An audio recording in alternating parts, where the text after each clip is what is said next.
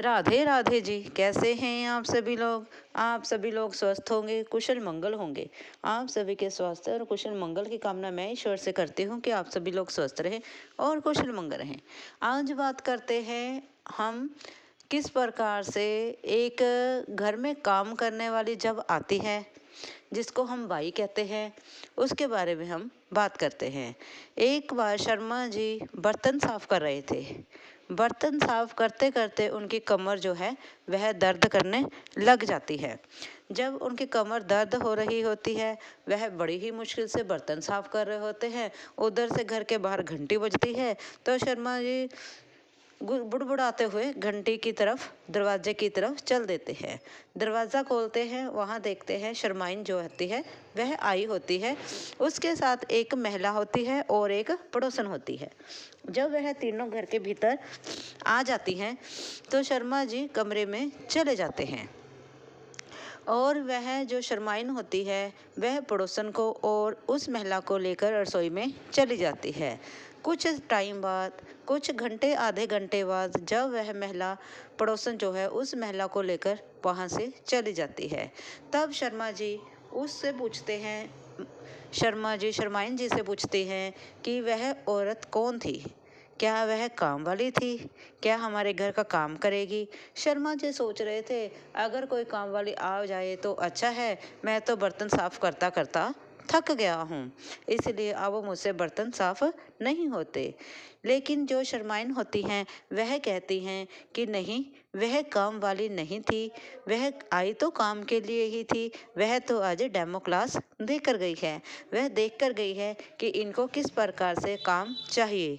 ये अब वह फैसला करेगी कि वह काम करना चाहती है या नहीं चाहती है और कितने पैसे लेगी। इस प्रकार से वह बात को बीच में रखते हुए वहाँ से चली जाती है। और मिसेस शर्मा जो होती हैं वह अपने पति से इसी प्रकार से बात करती हैं। तब शर्मा जी जो होते हैं वह सोचते हैं, आजकल देखो किस प्रकार का ज़माना आ गया है और काम वाली बाई भी जो है डेमो क्लासेस देती हैं, डेमो लगाती हैं, ताकि घर वालों को काम पसंद आएगा या नहीं आएगा। इस प्रकार से वह वहाँ से चले जाती हैं। काम भी उन्हीं के मर्जी का होता है, पैसे भी उन्हीं के मर्जी के होते हैं।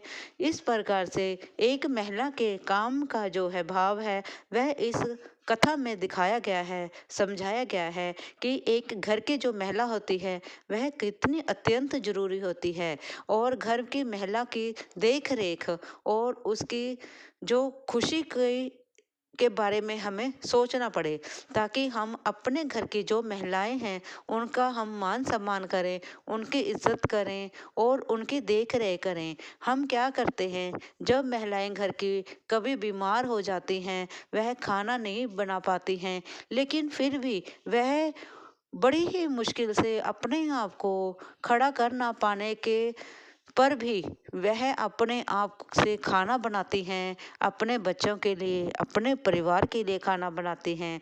लेकिन जब इस प्रकार से काम वाली बाई जो है इतने अत्यंत पैसे लेने के बाद भी काम नहीं करती हैं, तब ही उन्हीं महिलाओं की हमें ज़रूरत महसूस होती है और हमें समझ में आता है कि घर की महिलाएं का स्वास्थ्य हमारे लिए कितना ज़रूरी होता है।